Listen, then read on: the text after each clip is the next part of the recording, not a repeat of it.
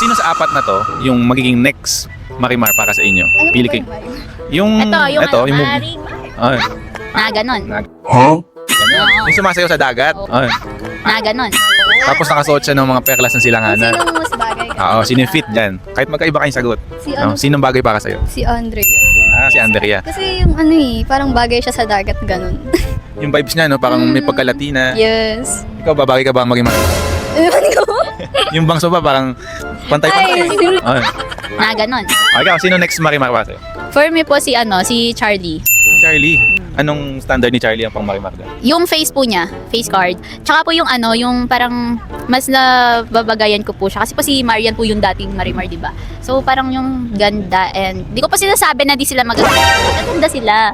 Ang bagay na ding-dong Sino? sino yun? Yung pogi. Si Jarpiang. Ano yun?